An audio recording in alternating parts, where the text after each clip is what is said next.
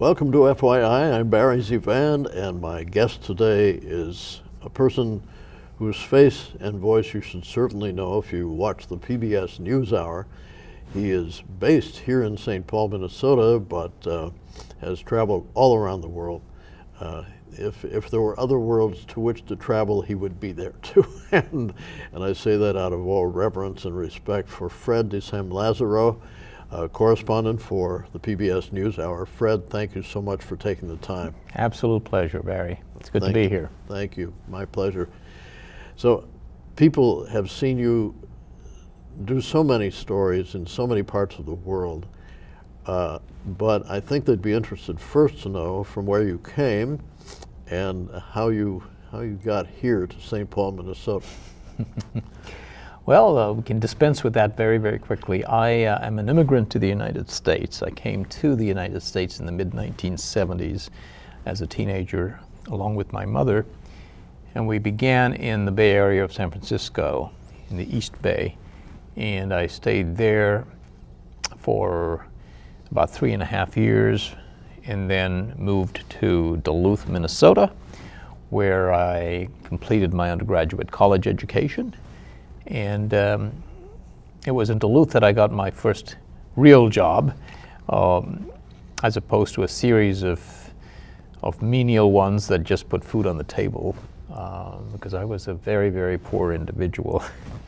I got my first job at a fledgling organization called Minnesota Public Radio, and was a reporter from the northern part of the region for the NPR network.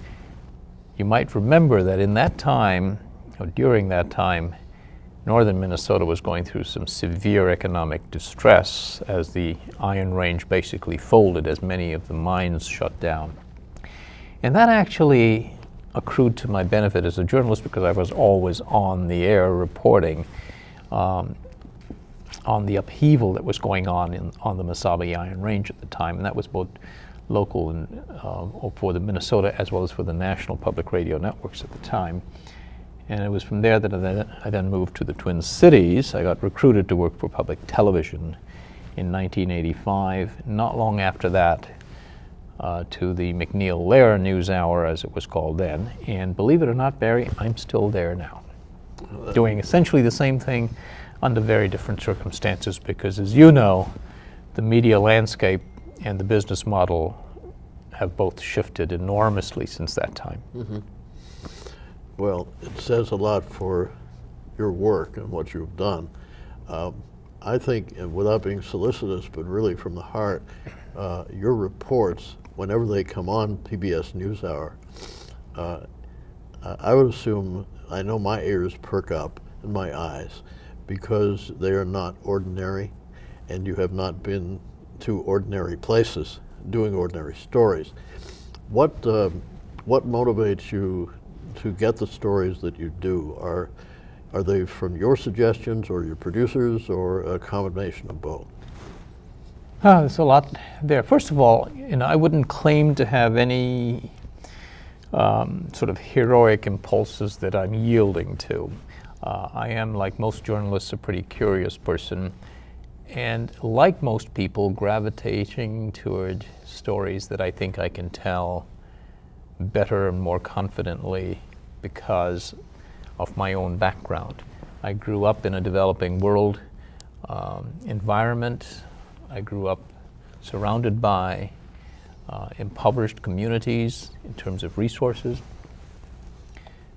And so it's easier for a journalist to navigate sometimes in such places. So you build on the strengths that you have, and that's pretty much what's driven me. The next step to it is to find out where you can actually fill a niche. And I think very few people would argue that American television news does not cover adequately the parts of the world where I go. The global South, if you will, Sub-Saharan Africa, South Asia, Southeast Asia, Latin America, the Caribbean, like Haiti. These are places where the tourists don't go. It does not mean that they are not important in terms of news. It does not mean that they're not newsworthy. And it's important, we think, and I'll talk about who the we is, it's important to bring these stories before American eyeballs, because it does make a difference in all of our lives, sitting here in Minnesota and elsewhere in the United States. We are a global community, whether we like it or not. Well, your stories, in my opinion, and the opinion I'm sure of everybody, enlighten us to the point where we would not have been enlightened before. You uncover such detail in regard especially to countries and areas about which we don't think that much. So that has to excite you when you know that you're going to be telling us a story from those kinds of places. Right. One of the thrills in my line of work is to be able to, as we say, make the foreign less foreign.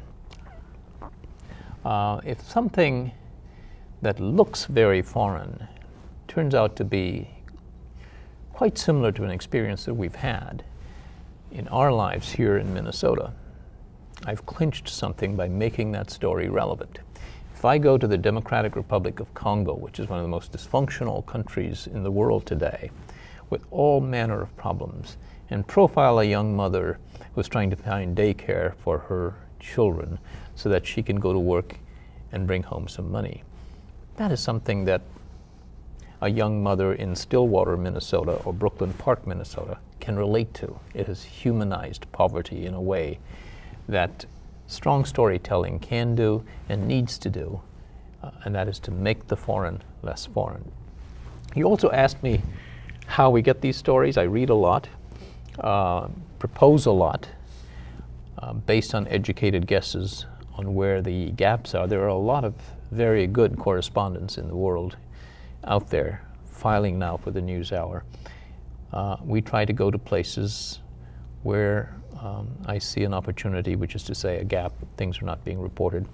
I'm very fortunate to work for a program and a system, the PBS NewsHour and PBS, that embraces the notion that news coverage ought to be thorough.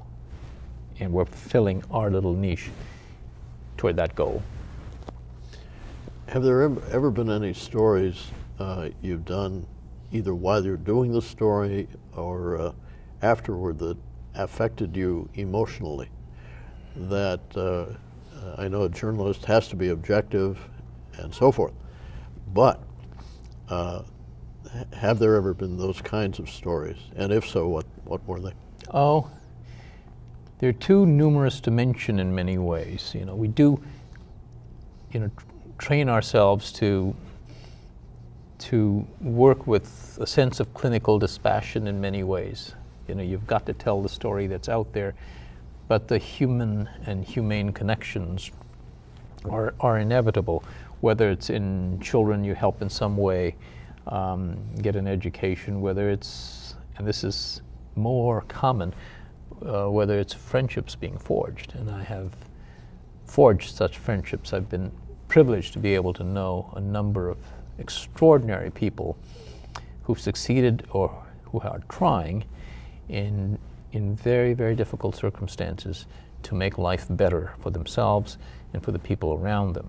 And so yes, you don't come out of this kind of work without having forged very close friendships and a sensitivity to the struggles of people all around the world where we go. Now, you've expanded this now. The University of St. Thomas apparently has expanded this thanks to, I think, your suggestion. Tell us about that, please. Essentially, this is the kind of reporting and content that in a pre-internet age would go on the air. A few million people will catch it, and that's the end of it. What the internet has enabled for us is to really create a library of this work and forge it as a body of work that can have enormous impact after the broadcast in helping educate young people about the affairs of the world, about a world that they would not normally tune into. So what we have created is something called the Undertold Stories Project, which is now based at the University of St. Thomas. We have a website, undertoldstories.stthomas.edu, that essentially brings all of our content together in a one-stop shop. You can go on this website, go to at least 300 reports that are on there now, 300 documentaries on a variety of topics which are also classified.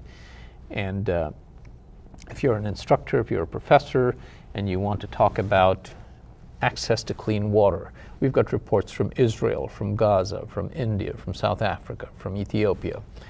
And there are various solutions-oriented stories on the website that will tell how people are trying to cope with the challenge of getting clean water, for example. It's an extremely impactful way to educate young people because journalism, these short documentaries that we produce, are written in the vernacular of the street. It's as though you and I met in a coffee shop or in a studio and started yakking about this story. It's not like textbook learning. It's very, very effective. And so what we're trying to do is incorporate our reporting into the curricula across the disciplines at St. Thomas. And the University of St. Thomas is also part of a consortium called the Ashoka Changemakers U. And it's all about training young people emerging from our institutions to improve the lives of people, to be in service to the common good, essentially. There are various other slogans that mean the same thing. And our stories tell about people who are change makers, who've made a difference, who have a good idea, who are entrepreneurial, and who are innovative and very committed to improving life. So all of that is put together into this project called the Undertold Stories Project. And we're essentially trying to get this content beyond the television audience to captive audiences in the classroom. It's wonderful. You said something about stories paralleling in certain countries exactly what, say, a mother would encounter in Brooklyn Park, Minnesota. The more you do this, the more you've done it, has that reinforced your thinking that we're pretty much all alike in this world? We all want the same things to get through this as best we can. We all have the same urges, I dare say. The systems under which we're allowed to seek them are, of course, very, very different. And so that's what makes up the texture that I try to cover, out there in the world. But yes, I mean, we all want to improve the lives of our communities. We all want to improve the lives of the coming generation. And for some of us, it's a lot more difficult than for others of us. Mm-hmm. And what we're able to do nowadays technologically is to share good ideas. And that's another, I think, really valuable thing that we can provide on our platform, the Undertold Stories Project. Who's got the best ideas to tackle A, B, or C of our global challenges? Mm-hmm. It's not, it's not encyclopedic, it's not thorough, but it's a nice smorgasbord of ideas. Oh, yeah. And so would the students then gravitate toward a particular subject, or as you say, it's all laid out as a smorgasbord? Is it laid out in subject matter or in geographic categories? Yes, to both. You can find it categorized in different and classified and categorized differently.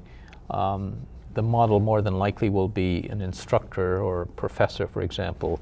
I'll cite you the example of Deb Besser, who's an engineering professor at St. Thomas, and she says to her class as an assignment for their ethics capstone, you need to choose among these 14 Undertold Stories documentaries, choose one or two, and pick out the ethical dilemmas being faced by the lead characters there and write a paper about it. Outstanding. So that's one way in which our material can be can be used in the classroom. That's wonderful. And they're doing it with real life situations. Yeah. That's phenomenal. And we'll, you know, we have internships at times, and I've taken interns to the field to learn about, you know, how we make this sausage, you know, called NewsHour reports, to try and essentially help students, if not get their fingernails dirty, get a better understanding of how stuff happens out there in the world. You know, it's a lot more powerful when they can see it unfold in 4K as opposed to reading about it. Nothing wrong with reading about it, but there's something about watching an ordinary person, you know, in a distant land become less foreign. Mm-hmm. That's wonderful. Have you ever encountered any danger in some of the places you've visited? We don't, you know, typically, you know, court it, and by that I mean I don't do a lot of reporting in active war zones. We've been to a number of immediate post-conflict zones, whether it's Bosnia, South Sudan, Somalia, but we don't typically seek out war zones.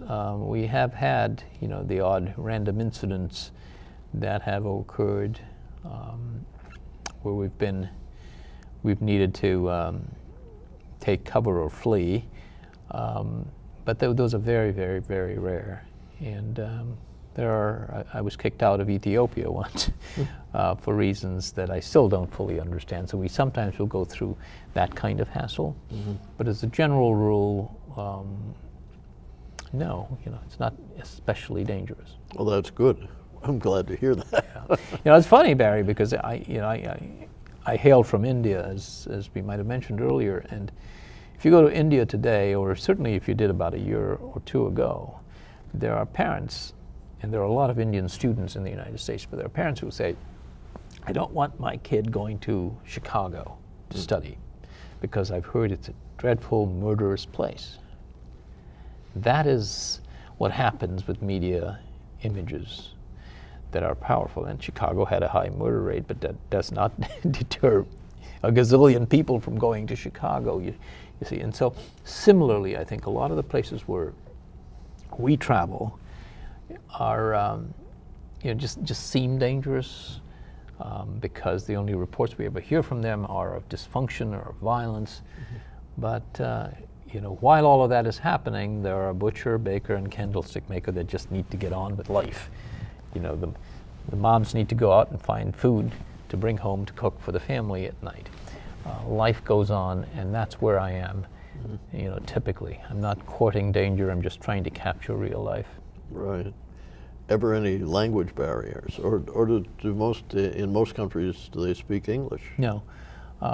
You'll find people who can translate for you. You know, the most common languages are English and French, but in most places, you know, it's not hard to find, and we always hire fixers, as they're known, who will do some of our arrangements, run some interference, hire rental cars, and then translate for us. Mm-hmm.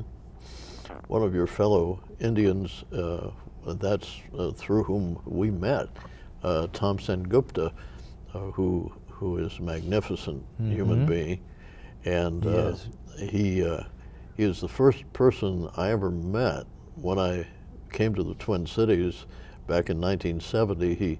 He kind of identifies himself as being the one who brought our news team together, because the news team in those days was Ted O'Brien, Tom Ryther, and myself. And before we went on the air, we met in Tom's drugstore. Right across the street from KSTP. That's right. On University. It's a legendary place, Barry. Absolutely. Yeah. Absolutely. Yeah. And the only reason I mention it is people who don't realize, I mean, I think everybody in the world, maybe this is a silly statement, has more than a modicum of intelligence and abilities. And Tom's daughter, Stephanie Sengupta, to our audience who used to watch Law and Order and now watch Criminal Minds and did watch Hawaii Five-0, Stephanie has been the executive producer of those shows. not only because she knows how to tell a story, but she does it from an incredible background in law herself. She is a lawyer. And so when people are watching those shows, they say, oh, can this happen? Can that happen?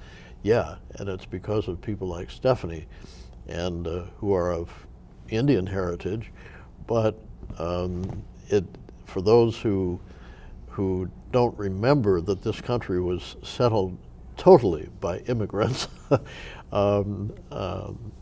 they should see and remember examples such as Stephanie's, such as yours, such as Tom's, and I think it levels the playing field a lot more when you think about things like that. You flatter me, Barry, but thanks. I do think that, you know, we are facing, you know, some obviously difficult and polarized times, and for me, I will say, as a journalist, it is a big relief that I don't have to cover the political beat, because it would be very, very tiresome. I'm able to deal with relatively uncontroversial content, which I still think is very, very important, and I'm passionate about reporting on poverty. But it's a relief not to do the day-to-day, blow-by-blow political reporting, because that would be very draining. When you are in those countries with the people you're covering, even the translators say, do they ever refer to our current cultural times, or do they? Depends on where you go. There are places in which Donald Trump is quite popular. India, for example. There are places where he's not. And for the most part, you know, we're so focused on getting to the next appointment and get that next appointment, you know, make it on time, and what are we going to do to regroup if that person didn't? I mean, our worries are much more mundane, believe it or not, than the grand philosophizing about, you know, about politics or anything else. Yeah, you must have enough frequent flyer miles to fly on the space shuttle by now. They used to be worth a lot more than they are now, I'll tell you that. But it doesn't get you very far, or not as far as it used to. Yeah.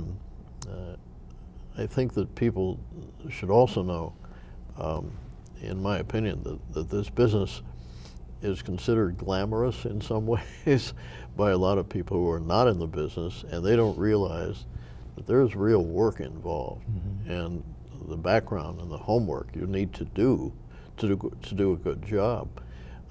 For any particular story, just any one you might choose, how long from start to finish, from the time you get the idea until it's completed as a piece on the NewsHour, how long would a typical story take to make? It varies, and it's hard to pick an average. Sometimes a story idea can not quite languish, but can linger for even years, because I need to be in that geography to make it happen.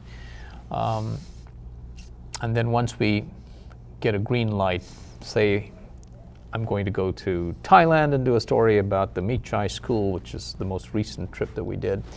I've wanted to do that for at least a year and a half, maybe even 2 years, but I had to wait until we go to that region in general and combine that assignment with a couple of others that are more timely. So frequently, you know, a story idea can linger on my to-do pile for some time. And then once we get a date roughly firmed up, we then start doing a lot of lead work in terms of finding characters, pre-interviewing them, a lot of setting up, so that once we go into the country with the camera crew, which is a very high cost item with the overhead, you want that time to be spent most efficiently. So the moment we arrive in a country, you know, our calendar is just chock full with things we're going to do until the moment we leave. And we often come up short and have to sort of regroup. So it's very programmed, it's very carefully planned ahead of time. And then predictably, you know, nothing nothing lives up to the prediction, and people don't make their appointments. The story is shifted in some way. And that's part of the excitement in many ways. And sometimes, invariably, in fact, we have pleasant surprises. All of a sudden, there'll be a character that will pop up that we say, wow, this is going to transform this story because we didn't expect this. And it makes a huge difference. A lot of our stories live or die by the strength of their characters. And that is a key attribute for every story. We need to have a very strong character with strong camera presence who can drive the narrative for the story, because a lot of what we cover are stories of human suffering, and nobody wants to watch people suffer chronically, especially.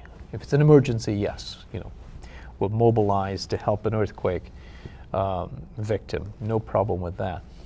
But the chronic day in, day out suffering is very hard to draw eyeballs to unless you have a good story, a strong character, and some kind of solutions-oriented narrative, and that's what we're looking for. Once we get into the country, it takes, typically about 10 days, and we come back with about 3 stories of about 7 or 8 minutes apiece. Wow. How many in your crew? Typically 2 people along with me, a producer and a camera operator. Once in country, we'll hire a local fixer, and frequently there's somebody who's the driver as well. Mm-hmm. So 4 to 5 people.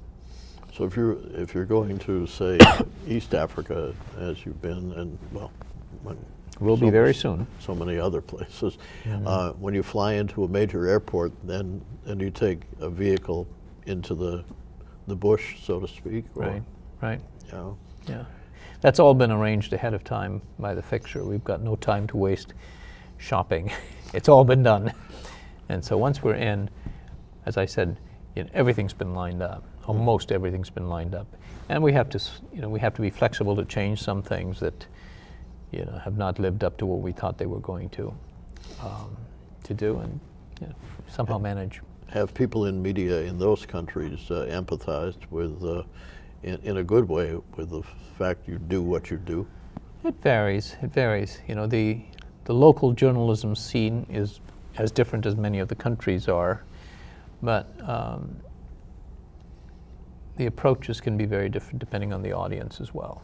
Mm-hmm. Because the way we report is for an American audience. We are working to make sense to an audience that is, somebody living in South Dakota, for example. Right. And it's very frequent that, I will have a soundbite in a story, for example, and the person is speaking English, very articulate, may not be able to understand it. I take it to the front desk, the receptionist in the office, and say, close your eyes, I'm going to play you this 30-second soundbite. Tell me if you understand it. That's how you know. I can't thank you enough, Fred. Thank you so very much. Absolute pleasure. And my pleasure. Again, I cannot thank Fred de Sam Lazaro from the PBS NewsHour for being with us today. I also want to thank you in advance for possibly ordering my book on Amazon. It's my life story, and Fred even has a copy, by the way. And shameless plug time, but hope you'll take a look at it. Thank you so much.